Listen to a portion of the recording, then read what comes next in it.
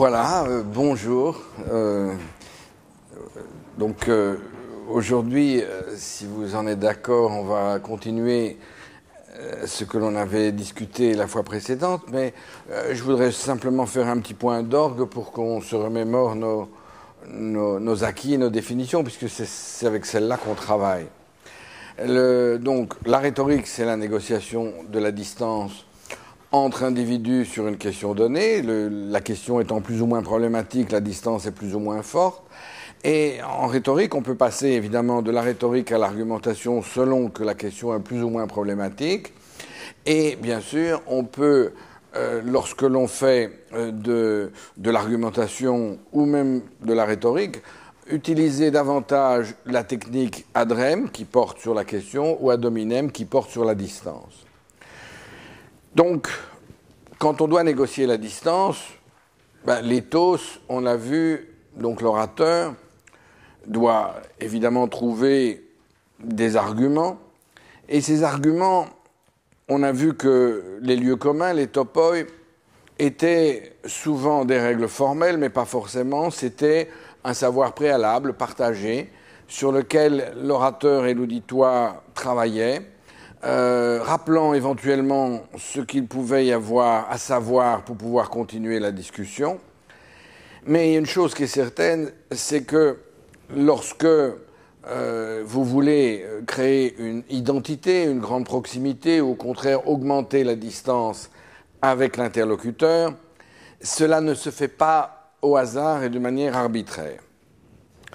Il faut pour ça avoir, comme je l'ai dit, recours aux valeurs. Alors entendons-nous bien, la notion de valeur a très mauvaise presse parce qu'elle fait penser à des recommandations subjectives qui ne sont pas forcément partagées, et Dieu sait que j'ai tempêté la fois précédente sur l'idée de normative rhetoric, c'est-à-dire sur un courant qui en gros traverse le monde anglo-saxon, même s'il a son origine chez Habermas. C'est l'idée que la rhétorique sert à produire de l'accord et du consensus. On voit très bien que ce n'est qu'une possibilité parmi d'autres, que diminuer la distance n'est pas forcément nécessaire, que parfois la maintenir et l'augmenter se produit également.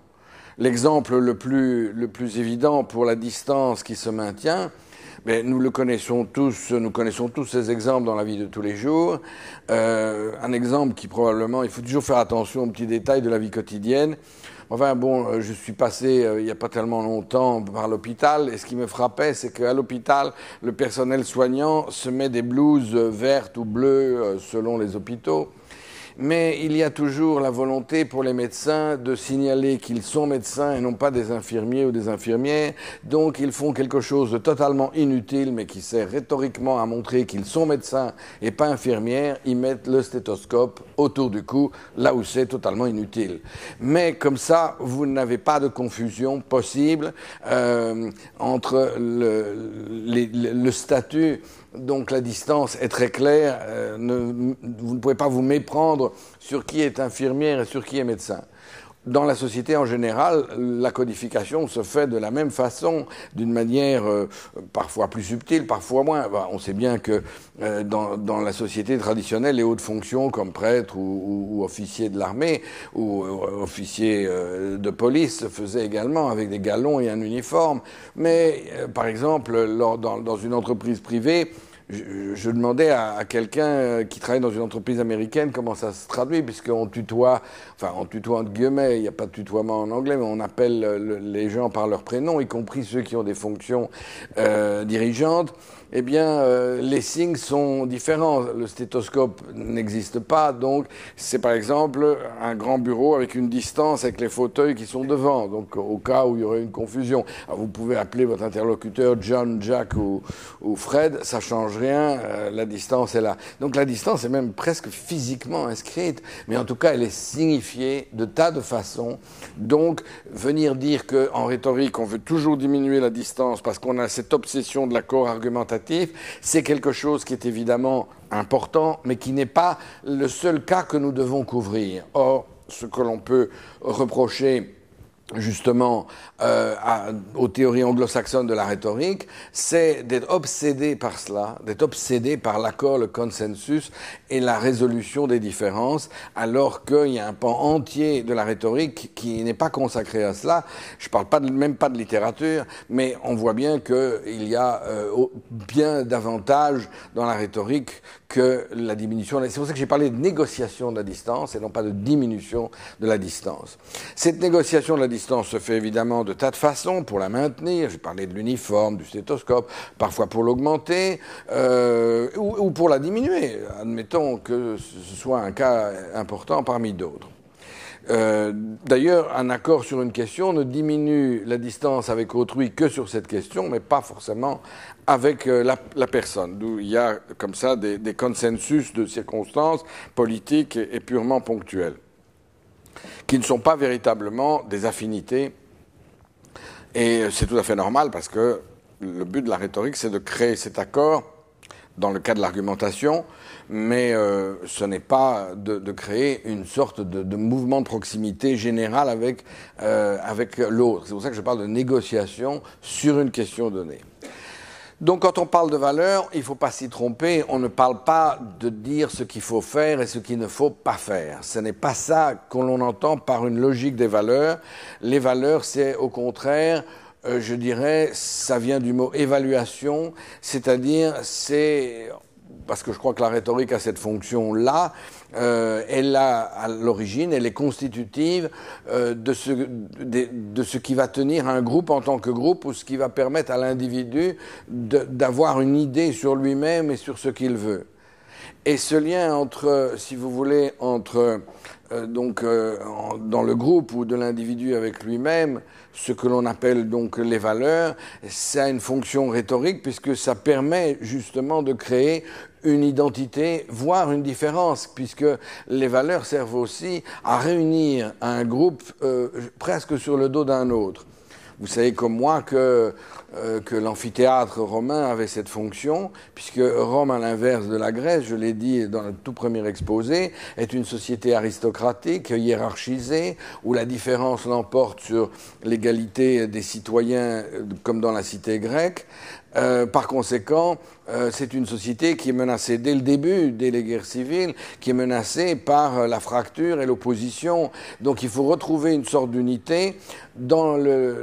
Au théâtre, le théâtre est coupé en deux, c'est une demi-sphère, et le théâtre là est structuré, les gens s'asseyaient en fonction de la hiérarchie sociale, tandis que dans l'amphithéâtre, c'est juste le contraire, l'amphithéâtre était toujours rond et permettait justement de s'asseoir comme on voulait, parce que au fond les jeux du stade se faisaient sur le dos des êtres différents, les prisonniers de guerre, les chrétiens quand on les a persécutés, et donc on voit bien qu'il y avait dans l'idée de l'amphithéâtre, à l'inverse du théâtre, la volonté de créer une sorte d'unité symbolique de la cité, mais toute la rhétorique dans l'Antiquité romaine a cette fonction, les arcs de triomphe, les statues impériales ou même des ancêtres, toutes ces œuvres d'art, aujourd'hui pour nous ce sont des œuvres d'art, mais elles avaient une fonction rhétorique simple, c'était justement de créer, de renforcer les valeurs de la communauté. Et c'est ça probablement la fonction des valeurs. Elles permettent de discuter avec autrui, elles permettent de trouver une base commune, parce que comme je l'ai dit, les topoi, les lieux communs, ce sont des réponses qui sont acceptées et ce sont des liens entre les réponses, c'est souvent des liens formels. Et par conséquent, il faut aller au-delà, donner un contenu à ces lieux communs, donner un contenu à ce qui peut consacrer l'identité comme la différence au sein du groupe. Alors, les valeurs, on peut rentrer dans le détail et dire, voilà, telle société a telle valeur, telle autre société a ces valeurs-là. C'est vrai, on peut faire ça et ce ne sont pas les mêmes. La structuration de la société est différente, donc on doit on doit tenir compte de cela, mais c'est pas ça que j'essaie de faire ici, c'est de montrer comment les valeurs fonctionnent comme des sources matricielles dont les contenus particuliers peuvent diverger. Dans les sociétés différentes, vous avez des valeurs qui sont différentes, mais le rôle qu'elles jouent est le même dans toutes les sociétés. Le rôle des valeurs est le même dans toutes les sociétés. Aucune société ne peut se permettre de laisser les individus discuter entre eux sans qu'il y ait un socle commun qui définisse ce que l'on ne veut pas, ce que l'on veut. Perelman avait une très belle définition du contenu particulier des valeurs. Il disait, pour savoir quelles sont les valeurs particulières que défend une société, allez toujours voir celles qui sont rejetées. Et elles sont toujours particulières. Allez toujours voir ce qui est rejeté, un critère popperien, et vous verrez quels sont les contenus de ces valeurs. Ici, on n'est pas du tout dans ce schème-là. Et donc, les valeurs, pour nous, c'est la manière dont va fonctionner l'argumentation, tout simplement. Et comment on va trouver des arguments, comment l'éthos va structurer sa stratégie pour pouvoir convaincre le pathos. Alors je vous ai fait distribuer un petit tableau, un tableau qui est vraiment un tableau, on va dire structural ou structurel, où on retrouve les valeurs et selon une logique qui est la logique qui est la nôtre, puisque nous voulons savoir comment fonctionne la rhétorique. Si vous regardez déjà les colonnes d'une manière rapide, vous verrez qu'au sommet, nous avons des valeurs qui sont les valeurs les plus universelles, qui sont essentielles au groupe. Je prends la première ligne, la différence de la vie et de la mort. Toutes les sociétés, que ce soit le christianisme ou des sociétés dominées par exemple par le bouddhisme, le tu ne tueras point, le respect de la vie se trouve consacré. C'est l'individu, l'homme a donc droit à la vie. La vie, c'est quelque chose qu'il poursuit et qui est essentiel et qui est constitutif du groupe, car si on admet que l'on peut sauter la vie, eh bien, il est clair que le groupe est en perdition. La deuxième ligne, c'est le logos, c'est le lien entre l'éthos et le pathos, et en général, c'est un socle commun de réponses qui viennent de la nature, du rapport que nous donnent les cosmogonies et les théogonies. On dirait peut-être aussi que c'est ce qui permet à la nature d'être, et beaucoup de cosmogonies ont été fondées sur des couples originels qui ont donc lancé le vivant. Et souvent, dans les religions premières, on peut observer donc c'est le rapport de l'homme et de la femme qui sont déterminants de ce logos, de cette constitution d'un monde dans lequel il faut vivre, et la nature est représentée par la genèse des êtres. Et puis vous avez le rapport à autrui, et le premier autrui qui s'impose, c'est évidemment la famille, les liens familiaux, et c'est les rapports des parents et des enfants. Ce sont ces valeurs les plus collectives et les plus générales qu'on puisse trouver et qui sont, lorsqu'elles sont mises en question, on ne peut pas aller plus haut, et c'est d'ailleurs pour ça que les tragédies, on pense aux tragédies grecques, à Sophocle, que les tragédies ont pour objet toujours des déchirements à ce niveau-là. On pense bien sûr à une tragédie qui les cumule absolument tous les écrasements de différences possibles, c'est Oedipe roi, où Oedipe tue son père, épouse sa mère et devient le frère de ses propres enfants. Donc les liens familiaux sont écrasés dans l'indifférenciation. Le meurtre est à l'origine du drame. Et bien sûr, les rapports entre l'homme et la femme sont pollués par l'inceste. Donc on voit bien qu'à ce niveau-là, on se trouve dans une opposition très très forte. Alors il y a des sociétés qui évidemment mettent davantage le lien sur tel ou tel aspect. Nous avons l'honneur d'avoir Madame Schenk dans notre auditoire, donc je parle sous son autorité, mais il est évident que dans la société chinoise, les liens familiaux sont beaucoup plus déterminants qu'ils ne sont en Occident dans la morale confucéenne. Donc on voit bien que des morales différentes peuvent donner un contenu particulier à ces valeurs et les mettre à l'avant-plan.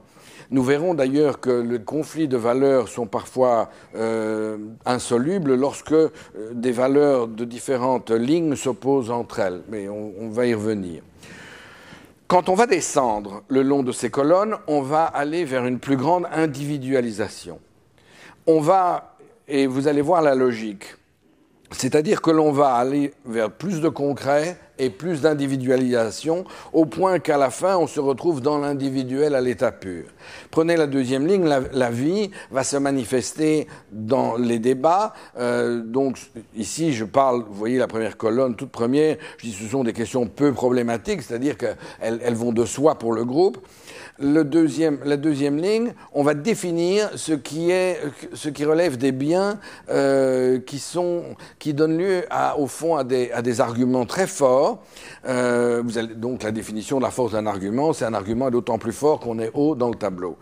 Les biens physiques. Alors, quand on invoque la santé, on parle maintenant des centrales nucléaires, on parle du respect de l'âge, du corps, de l'intégrité physique, ce qui alimente les débats sur les débuts de vie, l'avortement et puis l'euthanasie.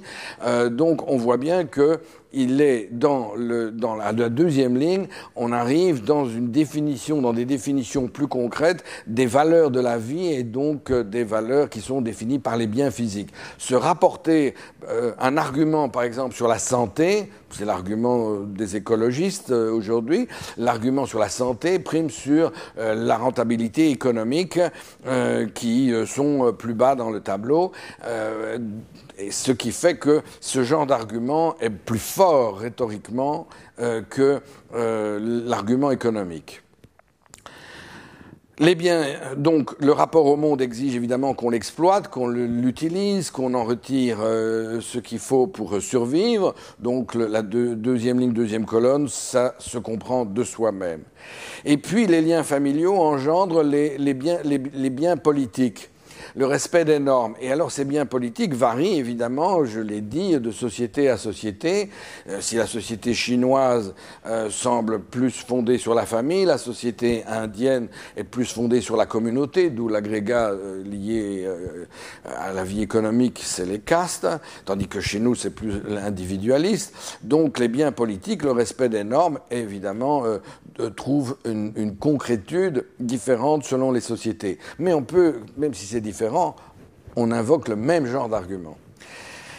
Troisième ligne, on est plus dans le personnel encore, on est dans les fins personnelles. Les fins personnelles, c'est évidemment lié à le fait que bien sûr, on a un corps, on vieillit, on perd sa santé, et c'est tout ce qui concerne ce que nous espérons après la mort, pendant la vie, les satisfactions éthiques et esthétiques, c'est-à-dire ce qui relève de la personne en tant que telle. On ne peut pas parler d'individu, puisque la personne, ce n'est pas l'individu.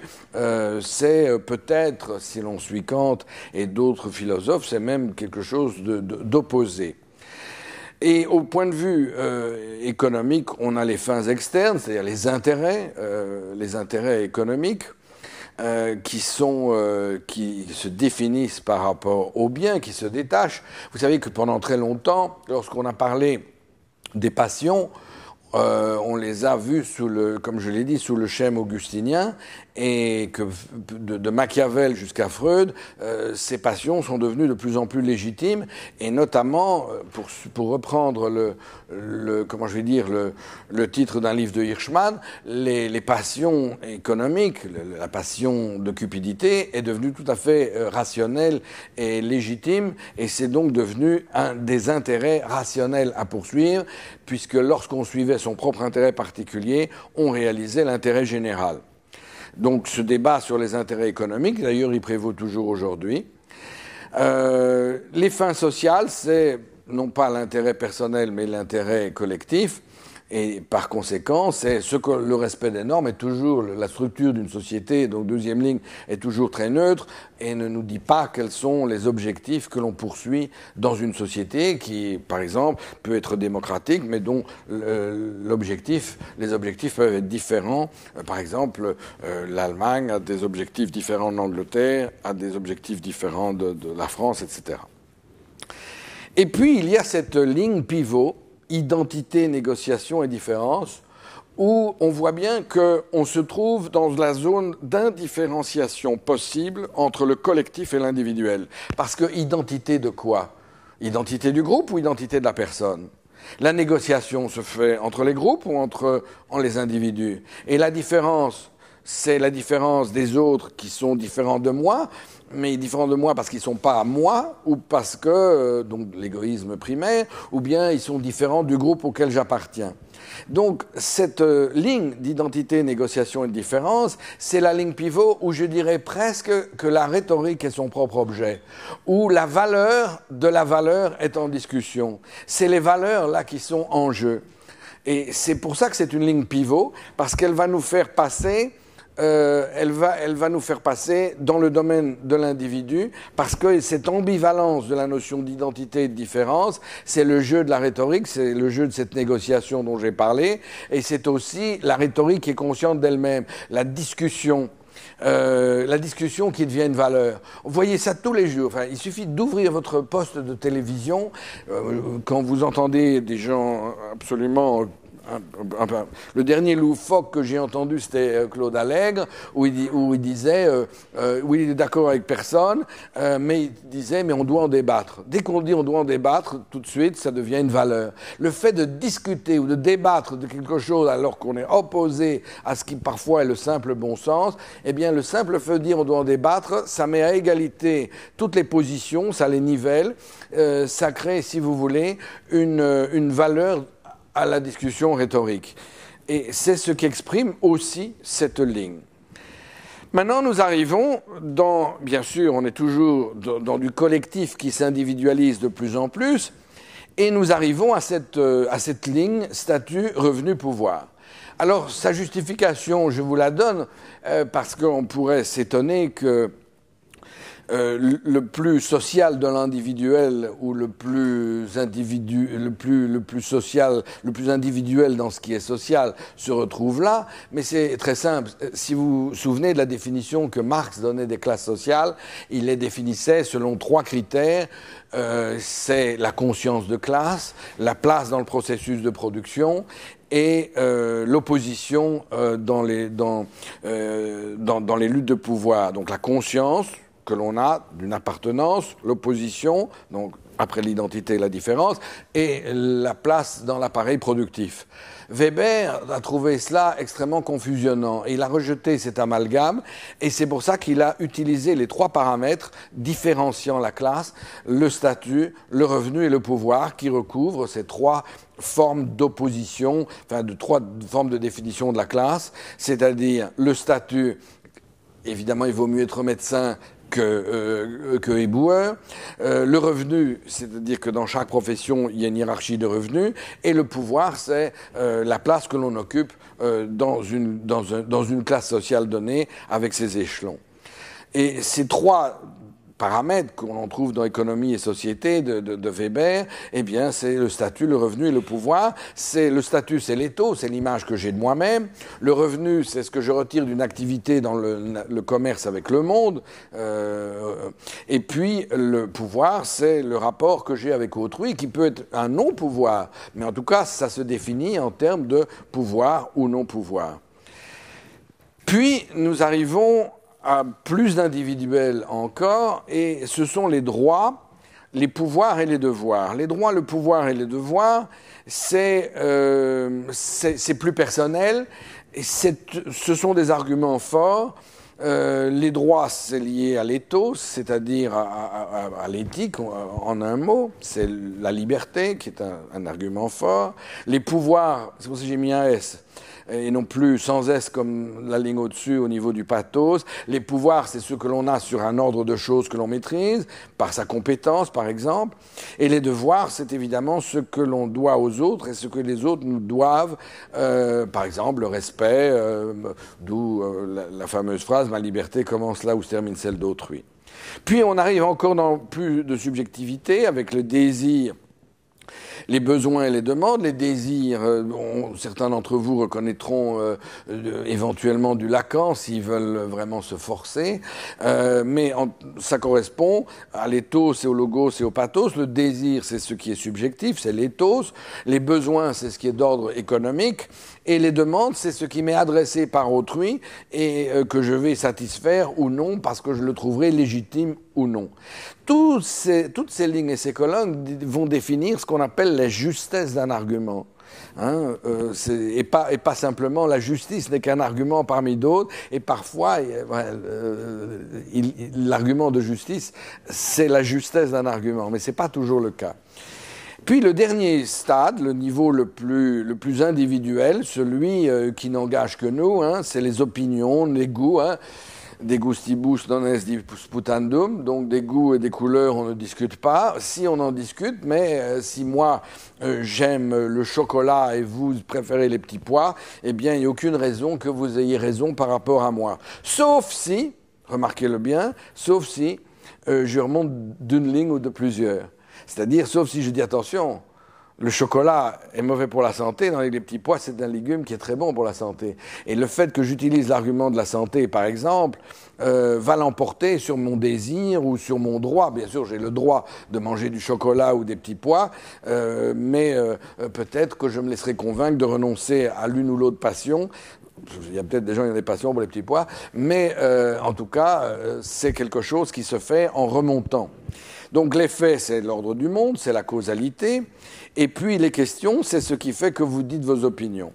Donc ça, on voit bien donc que l'on descend du collectif vers l'individuel, que l'on le fait au niveau des trois colonnes, et avec ça, nous pouvons véritablement comprendre comment fonctionne la rhétorique argumentative. On le voit d'une manière simple en ce qui concerne déjà les stratégies. La première stratégie que tout le monde fait, prenez un exemple. Quelqu'un est contre votre opinion sur une décision politique. Et vous allez dire, oui, mais c'est la démocratie. C'est pour la liberté. Qui va être contre la liberté? Qui va être contre la justice? Qui va être contre la démocratie? Simplement, on a rendu plus général et plus abstrait la notion pour justement arriver à convaincre autrui. Donc, quand on argumente, vous avez remarqué, on remonte dans le tableau le plus haut possible. Les arguments les plus forts, c'est l'argument de vie et de mort. Toutes les religions disent vous ne devez respecter aucun rite le vendredi, le samedi et le dimanche si votre vie est en danger. Toutes les religions le disent, on n'est pas tenu ni au Shabbat ni au Ramadan si votre vie est en danger. Si votre vie est en danger. La vie prime sur les règles. Donc on voit bien que c'est l'argument le plus fort.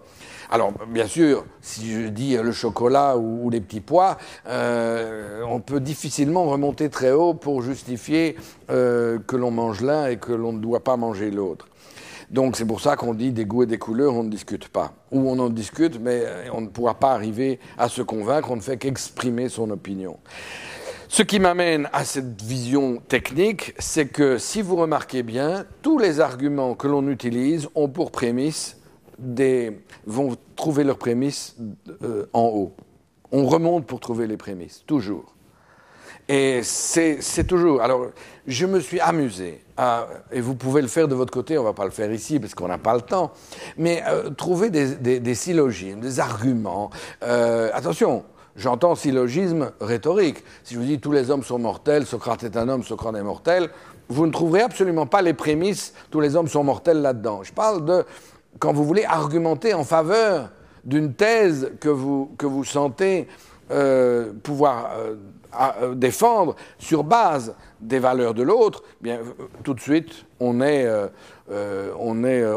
voilà par exemple Socrate a de la fièvre, il faut absolument aller chez le médecin. Au nom de quoi? Au nom de quoi? Bon, mais tout simplement parce que la santé est importante. Maintenant, mon fils s'appellerait Socrate. je serais grec, je l'aurais appelé Socrate.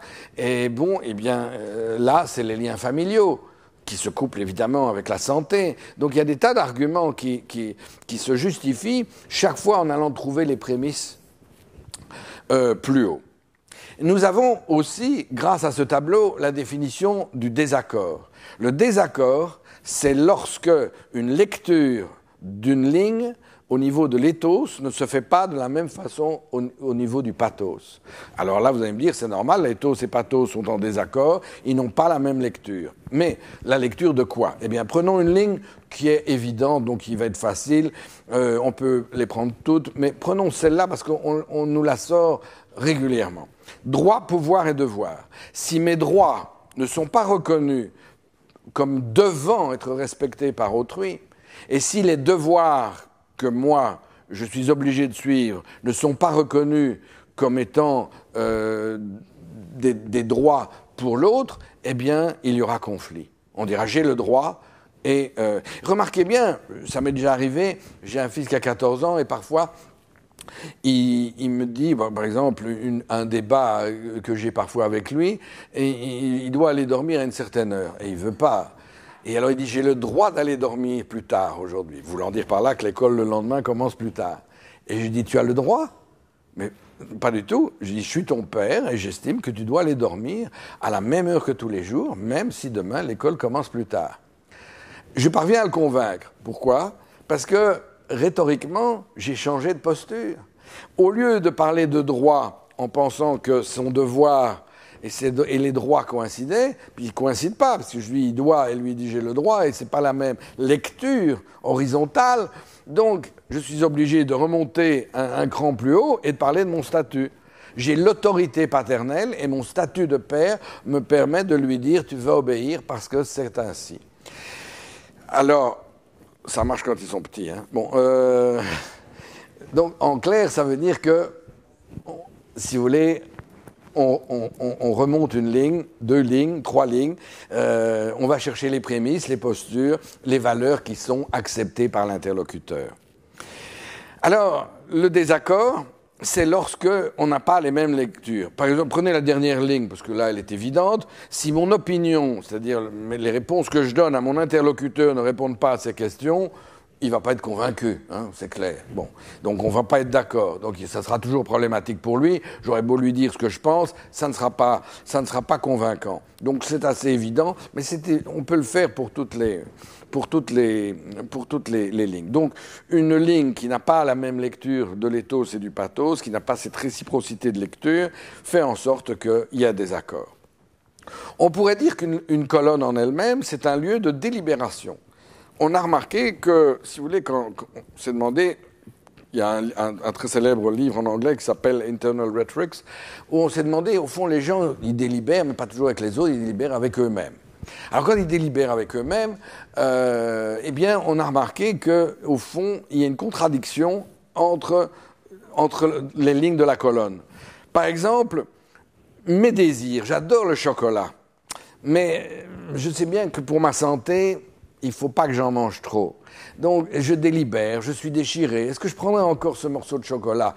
J'hésite beaucoup. Enfin, ça me plaît bien, hein, mais malgré tout, si je le fais, je sens que je vais être malade. Donc, quand on dit qu'on délibère avec soi-même, c'est parce qu'on a des prémices multiples qui sont puisées à différents stades de ces colonnes, et par conséquent, on se retrouve dans l'opposition avec soi-même. Donc, mais on peut dire aussi qu'une société structurée selon le pathos pourrait très bien délibérer et être en débat politique sur ses propres normes, ses objectifs, etc., quand il y a des désaccords dans la colonne du pathos. Ce qui est aussi intéressant, c'est de voir qu'on peut avoir des oppositions entre des fins sociales et le statut. Et ça, ce sont les conflits qui, à part ceux de la première ligne, qui n'ont pas de ligne supérieure pour trancher, on pourrait dire que là, on a affaire à des conflits souvent insolubles. Ils ne sont pas tragiques, parce qu'ils n'engagent pas les valeurs fondamentales, la vie, la mort, etc., mais ils sont quand même difficiles, parce qu'ils sont difficiles à trancher. Par exemple, l'opposition des fins économiques et des fins de santé. Intuitivement, on pense que que la santé doit l'emporter, et on sait très bien qu'il y a des débats de société parce qu'on va dire que la santé n'est pas, je pense à l'énergie nucléaire, que la santé n'est pas véritablement en question vu les normes de sécurité, et que malheureusement, ne plus avoir d'énergie nucléaire peut être fatal à une société qui mange de plus en plus d'énergie pour son activité économique. Donc, si vous voulez, ces conflits transversaux, mais à des niveaux de colonnes, de lignes différents, ceux-là c'est là que l'argumentation, à mon avis, cesse. C'est là que vous ne pouvez plus convaincre par le discours. C'est là que la contrainte, peut-être même la violence, sont en général la norme. Mais pour des raisons qu'explique ce tableau. Donc voilà, la dernière chose que je voulais dire sur ce tableau, c'est que si en remontant vous avez des prémices, en descendant vous avez des passions. Plus vous descendez, plus vous êtes dans le passionnel. Ça ne veut pas dire qu'il n'y a pas de passion de passionnel lorsqu'on discute de la santé, mais là tout le monde est d'accord qu'il faut la préserver. Le passionnel ne commence véritablement que lorsque l'individuel se marque, que la distance peut se creuser, qu'on ne peut pas sortir de son groupe. Oui, on peut sortir de son groupe, mais on doit en rejoindre un autre. Enfin, on n'échappe jamais à un groupe, quel qu'il soit, ou à plusieurs groupes, à plusieurs affiliations auxquelles on participe, mais on n'est jamais seul hors société. Donc, si vous voulez, c'est très difficile tandis que le passionnel, c'est véritablement là que vous pouvez augmenter cette distance, carrément créer une fracture avec un groupe pour en sortir, ou avec d'autres individus. Et on peut vraiment dire que quand on voit des gens qui sont pris par des passions, la colère, l'amour, la joie, la tristesse, que sais-je, eh bien, on est bas dans le tableau, parce qu'on n'est plus dans quelque chose de rationnel ou de raisonnable. On voit bien qu'on quitte ce champ, et peut-être que c'est là qu'il faut voir l'opposition entre la raison et la passion, que plus on descend, et plus, d'où la fameuse phrase des goûts et des couleurs, on ne discute pas, parce qu'on n'a pas, on est dans la passion pure, dans ce que l'on aime, dans ce que l'on n'aime pas, et que l'on ne peut absolument pas discuter de ce que l'on aime ou de ce que l'on n'aime pas sans faire appel à des prémices qui viennent d'en haut. Voilà donc ce que je voulais vous dire, et ceci explique très bien le mécanisme donc de la rhétorique. L'orateur qui veut s'approcher de son interlocuteur, de son auditoire, ou au contraire qui veut créer une distance, ou bien qui veut s'en approcher en créant une distance avec un tiers, les mauvais, enfin bon, on connaît la rhétorique de Hitler, donc de trouver un ennemi commun pour faire une unité interne. Je vous dis, c'est pas, j'ai parlé de Rome, c'est pas les seules sociétés qui ont tablé sur un extérieur honni et rejeté, mais ça se fait évidemment par une rhétorique de l'exclusion. Mais cette rhétorique de l'exclusion, elle repose sur un jeu d'identité et de différence, où on va créer une identité avec quelqu'un sur base d'une très grande différence qu'on va justifier avec autrui. Ça n'est d'ailleurs pas toujours un procédé répréhensible. Quand un avocat veut convaincre un jury que le crime qui a été commis ne mérite aucune circonstance atténuante, eh bien, il va susciter la passion d'indignation d'une manière extrêmement forte, beaucoup plus forte que, par exemple, au civil, où on négocie des contrats dont des clauses n'ont pas été respectées. Eh bien, on observe, si vous voulez, qu'on va créer, on va empêcher toute sympathie avec l'inculpé pour éviter le verdict de clémence. C'est ce que fera l'avocat général. Donc, ce processus de mise à distance, presque d'exclusion, est un processus où on joue sur l'identité et la différence, mais qui a toujours fonctionné, et qui fonctionne pas simplement dans des cadres irrationnels, mais aussi dans des cadres tout à fait rationnels, encadrés par la loi, où donc le débordement est exclu. D'ailleurs, la définition du droit, c'est de recréer de la distance par un formalisme aussi des toges, des avocats et des procureurs, de recréer de la distance quand cette distance a diminué, que c'est trop passionnel, que le conflit est trop vivace, il n'y a plus moyen d'argumenter, ou le crime a été commis et donc c'est trop tard, et seul un tiers peut prendre de la distance et donc assurer les valeurs sociales. Voilà pour la hiérarchie donc des valeurs, voilà comment l'éthos fait. Alors vous voyez, si vous vous souvenez de ce qu'on a dit la fois passée, je vous ai dit, il n'y a pas 36 auditoires, il n'y en a que 4, en réalité, voire 3. Formellement, j'entends, pas dans le contenu, c'est la même chose pour les valeurs. L'éthos, il est dans le même cas, donc l'éthos, quand il a sa stratégie, il se livre à la même chose. Maintenant, vous allez me dire, très bien, est-ce qu'on peut mettre tout ça ensemble? Ce jeu de la distance, ce jeu où on négocie le ad rem et l'ad hominem, eh bien, c'est l'autre tableau. Alors, l'autre tableau, c'est le cycle, justement, des décalages et des ajustements entre l'orateur et l'auditoire. On négocie la distance avec autrui. Et ce cycle est structuré, bien sûr, selon l'éthos, le logos et le pathos.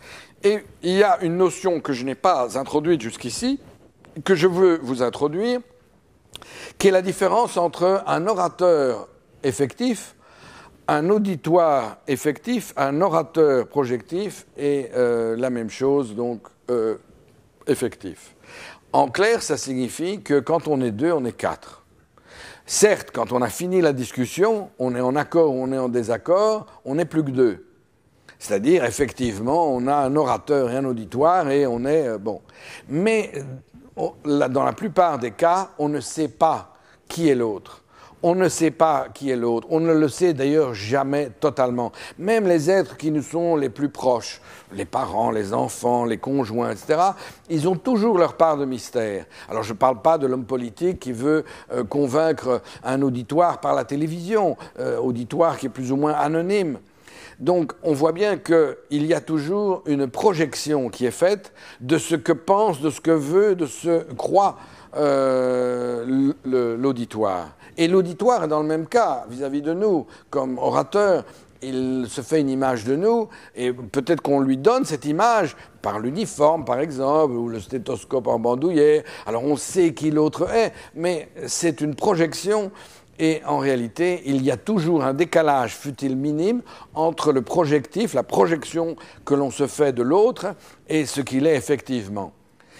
C'est très important d'être au plus près du projectif et de l'effectif. Je vous ai rappelé l'exemple de Lionel Jospin, qui se présentait aux élections présidentielles avec un excellent bilan, mais évidemment il se présentait comme un comptable, pensant que son auditoire voulait un comptable, mais pas de chance. Le peuple français voulait un homme qui leur donne l'espérance et non pas qu'il fasse un bilan actif-passif, et donc il a raté l'élection présidentielle de beaucoup.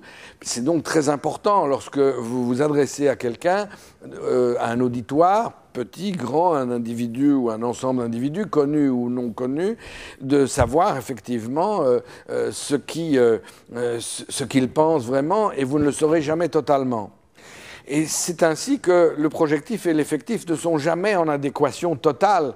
Et c'est ce qui explique le dialogue. C'est-à-dire quelqu'un réagit, répond. Et lorsque vous dites quelque chose, l'autre dit « attention, je ne suis pas d'accord » ou bien c'est nos formes d'auditoire dont on a parlé la fois précédente.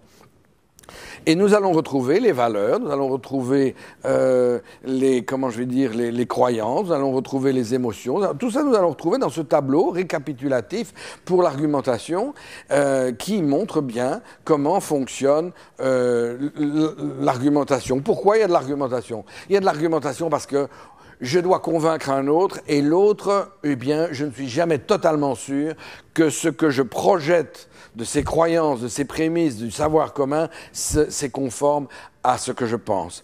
Et quand c'est pas conforme, il y a une flèche qui indique le décalage, et puis quand on est d'accord, quand on a finalement trouvé le bon angle d'attaque, eh bien, le projectif et l'effectif coïncident, et alors on n'est plus 4, on n'est plus que 2 effectifs. Voilà, ça c'est. Mais on ne peut pas se mettre à ce niveau final pour analyser ce qui se passe avant. C'est ce que je vous montre dans ce tableau. Je prends le tableau avec vous. Et on va parler d'abord donc d'un orateur, l'éthos effectif. Il s'adresse à quelqu'un, à un auditoire. Il y a une question en tête, il produit la réponse. Donc ça, c'est ce qu'on avait dit au début. Et bien sûr, il sait que l'autre, parce qu'il est autre, est différent de lui. Donc il sait qu'il doit mettre en œuvre des stratégies. Bon, il a une image de l'autre. Mais quelle est cette image de l'autre? D'une manière générale, il se dit que la question intéresse et est comprise de l'autre, de l'éthos, donc de l'autre, que, évidemment, il va trouver que son discours est en adéquation avec la question traitée, et par conséquent, dernier stade, dernière ligne, qu'il est convaincant. Voilà, ça c'est ce qu'il veut et qu'il pense avoir obtenu. Il peut l'avoir obtenu, auquel cas on s'arrête. L'effectif et le projectif coïncident. On va imaginer qu'il y a quand même un décalage, qu'on n'a pas été convaincant, qu'il y a une rupture. La rupture va se faire soit, ou bien simultanément, soit au niveau de l'éthos, du logos et du pathos. Et là, on le voit, que la compréhension de la question peut se traduire par une différence de point de vue subjectif. Les goûts, par exemple, on a parlé des goûts et des opinions les plus subjectives. La réponse aux questions, ce n'est pas la bonne parce qu'il y a évidemment d'autres questions. Et puis, il y a des émotions et des croyances qui ont été négligées ou qui sont différentes et auxquelles on n'a pas pensé. Alors, l'auditoire effectif, on va imaginer qu'il répond dans un jeu, dans une joute ou un jeu, ou qu'il répond tout simplement selon les modalités qu'on a étudiées, eh bien, il va réagir, mais il va lui aussi se faire une image de l'orateur. L'orateur, par exemple, si c'est Jospin à la télé, il ne peut pas l'interpeller. Si c'est quelqu'un qui est un auteur mort, il ne peut pas l'interpeller. Donc, on a à chaque fois des distances variables. Et donc, il va imaginer que son interlocuteur, qui est l'orateur de base, eh bien, il va lui aussi lui attribuer un ethos, c'est-à-dire il va l'identifier et lui attribuer une intention dans son discours. À quoi répond-il quand il répond? Est-ce que c'est à mes questions ou est-ce à un autre but? Le logos, ça va être évidemment la sincérité de son discours, c'est-à-dire est-ce que je peux me fier à lui en tant qu'orateur? Vous vous souvenez que c'était notre définition de l'éthos, la fiabilité et l'autorité. Et puis le pathos, c'est la défense de valeurs, c'est-à-dire que j'imagine qu'il a des valeurs comme les miennes et on retrouve là notre tableau avec les possibles discrépances ou les possibles identités. Et le cycle continue tant que les gens ne sont pas d'accord. Et quand ils sont d'accord, eh bien, ça coïncide. Je suis persuadé parce que émotivement et au niveau de mes croyances, je suis d'accord. Mes valeurs sont, malgré les différences, les mêmes, etc. Et vous pouvez imaginer donc un plaquage de la première colonne sur la deuxième et voir ce que ça signifie concrètement lorsque nous arrêtons une discussion parce que nous sommes d'accord. Donc voilà. Donc on voit bien, ça c'était le cycle que je voulais vous introduire sur l'argumentation. Et c'est là que l'argumentation, parce que je vous ai dit durant tous les exposés, que rhétorique et argumentation obéissaient à des lois fondamentales communes, et que c'était des stratégies différentes, pas seulement. On a vu que la rhétorique utilise un discours figuratif parce qu'il avale les questions, et parce qu'il avale les questions, il avale aussi le questionneur possible. Et là où on le voit dans toute sa splendeur, c'est évidemment dans la littérature. Parce que là, le lecteur est plus ou moins passif, et il n'y a pas de possibilité de désaccord, et c'est d'ailleurs pas le but non plus de la littérature. On voit bien donc qu'il y a des types de discours qui sont liés au fait que les questions étant pensées comme résolues ou ne se posant pas, le discours présente avec éloquence et élégance, c'est le même mot, des réponses à des questions qui sont évacuées ou qui sont suggérées par la figurativité, qui sont comme, non pas impliquées, mais on dirait implicitées. comme étant sous-jacente. Et la littérature le fait très bien. La littérature le fait très bien, et elle le fait d'une manière d'ailleurs où on voit bien que la distance est intégrée au texte littéraire. Pourquoi je prends la littérature? Bon, je pourrais prendre les différents genres. C'est de là que vient la théorie des genres en rhétorique. Cette théorie des genres, et j'en dis deux mots, elle ne peut plus être considérée comme satisfaisante. Vous savez qu'Aristote a distingué trois grands genres. Le genre judiciaire, donc l'opposition, le genre politique, le délibératif, et puis le genre épidictique, ou le genre du discours plaisant, dans lequel il rangeait aussi bien l'oraison funèbre que la littérature. On se rend déjà compte que ça ne va pas, et Quintilien, d'ailleurs, au 1er siècle après Jésus-Christ, dit que cette division en genres ne colle pas vraiment. Elle a un sens, pourtant, chez Aristote, qui est très problématologique. Elle a une fonction malgré tout. Si vous remarquez bien, ce sont trois manières de résoudre des questions. Dans le genre épidictique, l'oraison funèbre, le problème, c'est de faire qu'il n'y ait aucun problème.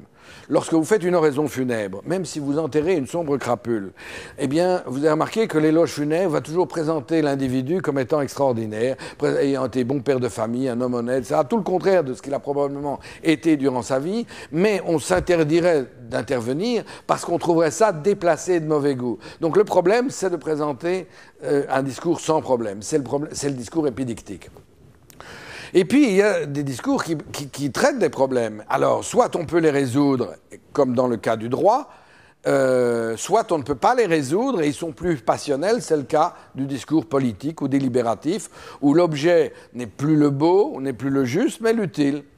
Et évidemment, c'est ce qui fait dire à Aristote que ces trois genres sont distincts, mais Quintilien, comme je vous le disais, avait déjà remarqué que les politiques aiment bien aussi que les décisions qu'ils prennent soient justes et pas simplement utiles, et que, après tout, est-ce que le juste n'est pas aussi extrêmement beau et une valeur en soi? Bref, il disait, cette tripartition a quelque chose d'un petit peu bancal. Le sens du questionnement aristotélicien s'est perdu, et on est bien sûr dans une rhétorique romaine qui est centrée davantage sur les figures que sur les arguments. Donc on peut voir pourquoi il y a ce reproche.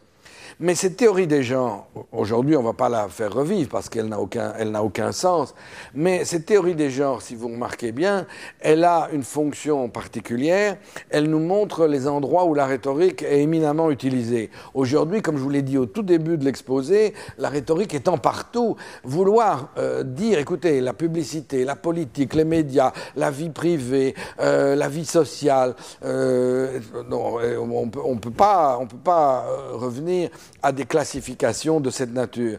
Et la littérature dans tout ça, qui a toujours une très grande dignité pour nous qui faisons de la rhétorique littéraire a quelque chose de singulier, et c'est pour ça qu'on en parle toujours avec énormément d'intérêt et d'affection, parce que la rhétorique littéraire est vraiment le lieu où la rhétorique rencontre le littéraire, alors que la publicité, ça nous semble, pourtant, comme je vous l'ai montré, les publicitaires sont des rhétoriciens ou des rhéteurs remarquables et d'une acuité extraordinaire, mais la littérature a une dignité que n'ont pas les autres genres. Donc c'est intéressant de se pencher sur la littérature et de voir comment fonctionne ce jeu du questionnement et de la distance. Et là, qu'est-ce qu'on observe? Bien, on observe une chose très simple. C'est que s'il fallait faire une distinction, elle est classique, mais bon, comme il faut pouvoir se rattacher à des choses classiques et non problématiques. Je sais que c'est de la rhétorique, puisque c'est ce que je vous ai déjà dit, mais c'est utile de le faire. Si on pouvait dire que la rhétorique littéraire, enfin la littérature a une caractéristique rhétorique que n'ont pas les autres types de discours, c'est que le contexte est dans le texte. Ce qu'on appelle l'auto-contextualisation ou le cotexte est dans le texte. C'est une manière de dire que, au fond, quand Balzac, au début du Père Goriot, passe des dizaines de pages à décrire la pension Vautier, nous, eh bien, si on passait devant et qu'on voyait les gens, on n'avait pas besoin de dire tout ça, on le verrait. C'est la même chose, les descriptions, etc. Et parfois, il y a des genres littéraires, comme la poésie, où le fait de ne pas faire ce genre de description fait que le texte possède en lui-même sa force beaucoup plus immédiate. Il faut voir donc si vous voulez, la manière dont le problématique et le non problématique, dont le logos a pour fonction de le traduire, hein, cette différence. Comment cette différence du problématique et du non problématique se structure. Comment elle se structure dans le texte littéraire. Et c'est là qu'on peut trouver une loi que j'ai appelée la loi de problématicité inversée, qui marche bien. Elle marche bien d'ailleurs aussi, mais je ne vous en parlerai pas parce qu'elle marche en droit et en politique, mais autrement. Cette loi dit la chose suivante. Plus un problème est littéral, plus l'objet du texte est la résolution de ce problème, et donc plus le langage utilisé est le langage de tout le monde, et plus le lecteur a un rôle passif, puisque la langue est commune. Exemple typique, l'histoire d'amour ou l'histoire policière. Il y a un problème qui est posé au début, et à la fin, on attend la résolution. Et une fois que c'est fini, voilà, si c'est fait avec élégance, eh bien, on est captivé par le texte parce qu'on attend la réponse. Et nous sommes tous des lecteurs de ce genre de roman, et quand on n'aime pas, ben on ferme, ou bien on se dit, bon, je ne vais pas attendre la 200e page, et on va voir la fin. On a tous fait ça, même si on est des grands lecteurs. Voilà, il n'y a rien... c'est tout à fait logique, c'est dans la logique ou dans la rhétorique du texte, c'est qu'un problème étant posé, mais... plus le texte est lui-même problématique, plus le discours, le langage utilisé est figuratif, donc plus il est énigmatique, plus on va demander au lecteur de suppléer au texte. C'est, par exemple, je prends l'exemple, un exemple radical, prenons le fameux texte de Kafka, Die Prüfung, donc je crois que ça s'appelle le test, je ne sais pas en français, mais je crois que c'est ça, ou l'examen. Et quand je raconte ça à mes étudiants, je leur dis, ne prenez pas exemple sur Kafka, puisque il veut engager, donc c'est l'histoire d'un serviteur qui est engagé dans un château, qui ne parvient pas, et un jour à l'estaminet, il voit le chef du personnel et dit, je voudrais t'engager dans votre château. Elle dit très bien, il lui pose des tas de questions et l'autre comprend rien du tout.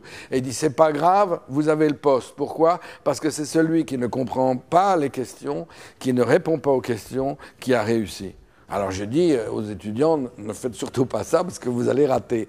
C'est paradoxal, on va dire que c'est kafkaïen. En fait, c'est une allégorie de la littérature. Il faut comprendre que la littérature a désormais pour objet non pas de donner la réponse à la question du sens, mais de nous faire comprendre que le sens, c'est le questionnement lui-même, et donc de nous mettre en face devant un monde qui nous pose problème.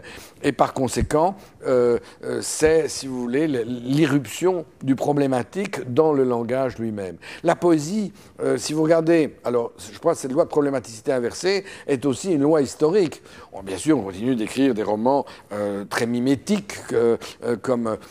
des romans policiers, mais et on a une littérature, par exemple, prenons la poésie. La poésie s'est rendue plus énigmatique que jamais depuis Baudelaire et Mallarmé dans toutes les cultures, que ce soit Montale en Italie ou Alessandre en Espagne.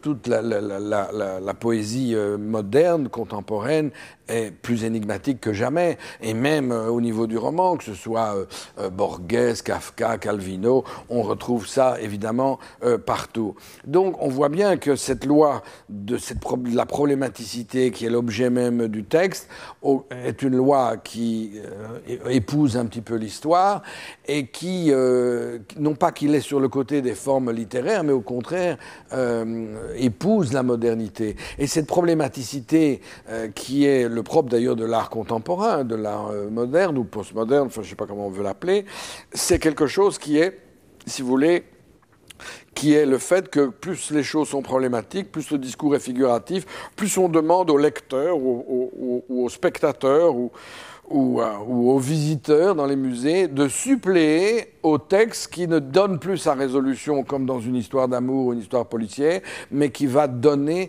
mais c'est à lui à trouver la réponse et à l'interpréter comme il veut, ce qui a donné lieu évidemment à différentes écoles de lecture. Pour chaque époque, c'est marrant, l'époque moderne c'est la déconstruction, c'est-à-dire que il n'y a plus de réponse possible, mais comme on n'est pas dans le problématologique, on ne voit pas qu'il n'y a plus de réponse possible sauf la question, il n'y a plus de réponse possible et toutes les réponses équivalent, c'est le anything goes, cher à la déconstruction anglo-saxonne.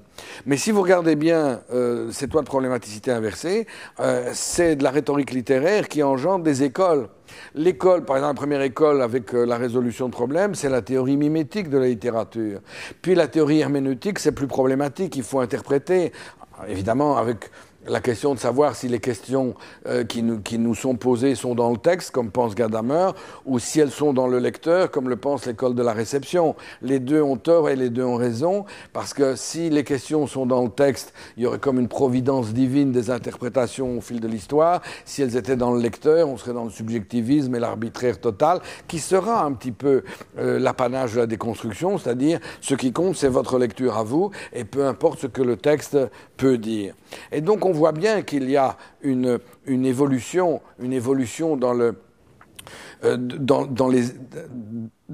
à la fois dans la problématicité qui augmente et dans les écoles d'interprétation de la littérature qui ont mis le poids de la rhétorique littéraire sur l'un ou l'autre aspect du mimétique jusqu'à la déconstruction. Le plus célèbre des rhétoriciens de la déconstruction, contrairement à ce qu'on pense, c'est pas Derrida, c'est Paul de Man dans Allegories of Reading, où il prend différents auteurs dont il montre qu'ils déconstruisent leurs propres possibilités de lecture littérale. Donc on voit bien qu'il y a une évolution dans les théories littéraires qui accompagne ce que décrit la loi de problématicité inversée. Voilà, donc je voulais terminer par la rhétorique littéraire en sachant bien que donc, comme je vous ai parlé d'argumentation, je vous ai parlé de la rhétorique littéraire, parce qu'elle a une dignité particulière. Je pourrais vous montrer que le droit et la politique vont fonctionner de la même façon, et j'en parlerai un petit peu la fois prochaine. La fois prochaine, je vais vous emmener sur un terrain un petit peu plus philosophique et peut-être plus, plus inattendu, auquel on est obligé, sur lequel on est obligé d'aller en raison de l'importance, comme je vous ai dit, de la normative rhétorique. C'est l'idée de la morale. Parce que, au fond, depuis Aristote, il y a ce couplage de la rhétorique et de l'éthique. Et si on ne le fait pas, on dit que le rhéteur, c'est un manipulateur, c'est un auteur de livres de propagande. C'est finalement, on a l'impression que la rhétorique, c'est à la limite une production de techniques et de manuels pour, à la limite, violer les esprits et les soumettre éventuellement ou les faire agir d'une manière qui peut être nocive même à l'intérêt général. Et donc, c'est très important de faire se retrouver la rhétorique et l'éthique et de montrer et on aura une nouvelle vision de l'éthique. On va développer une nouvelle vision de l'éthique qui va être fondée sur la notion de distance. Et on ne l'a pas toujours fait. Et cette notion de distance, bien, on voit que négocier la distance entre les individus, c'est aussi négocier, en négociant cette distance, on met en avant des évidences morales ou des notions morales ou des significations à ce qu'on entend par bien ou mal. Et vous allez voir que c'est un périple passionnant parce qu'il est comme en double par rapport à la rhétorique et à l'argumentation. Car jusqu'à présent, on était neutre. On peut argumenter dans un mauvais sens, entre guillemets, ou dans un bon sens. On peut faire de la rhétorique purement stérile, comme on dit, c'est de la rhétorique, au contraire, pour dire des choses qui sont littérairement extrêmement belles. Eh bien, cette neutralité qui fait en sorte que on ne peut pas... cette neutralité, dit Aristote, on doit l'abandonner parce que la rhétorique a une fonction sociale. Elle sert justement, on l'a vu dans le cas des valeurs, elle sert au sein de la communauté. Elle sert à mettre en avant des réponses pivots qui sont à la base de toute vie sociale possible. Mais la question que vous êtes en droit de me poser, c'est comment ça fonctionne ? Comment ça fonctionne, parce que comme on a une définition de la rhétorique qui est centrée sur la distance et qui est tout à fait neuve, eh bien comment une rhétorique qui est centrée sur la distance va-t-elle retrouver l'éthique, alors que chez Aristote, l'éthique c'était très simple, on voyait bien ce que ça pouvait être, c'était évidemment ce qui était une conclusion qui se trouvait dans un juste milieu, qui mettait en évidence la vertu. On a parlé des vertus, mais on n'a pas dit que les vertus c'était bien. D'ailleurs, quand on dit quelqu'un est plein de vertus, en général, c'est un jugement de valeur négatif. D'ailleurs, on dit il est vertueux, l'air de dire il va nous faire la morale à tout moment. Et donc, il y a quelque chose qui, dans la rhétorique, renvoie à l'éthique, et je ne voudrais pas, c'est pour ça que, si vous voulez, je consacrerai le dernier cours à cela, je vais vous emmener sur ce terrain de l'éthique et vous amener avec moi à repenser l'éthique autrement qu'on l'a fait selon le modèle d'Aristote ou de Kant, c'est-à-dire l'un qui défendait la rhétorique et l'autre qui la haïssait profondément puisqu'il considérait que la rhétorique c'était véritablement ce qui pouvait nous détourner des impératifs moraux les plus fondamentaux. Merci de m'avoir écouté.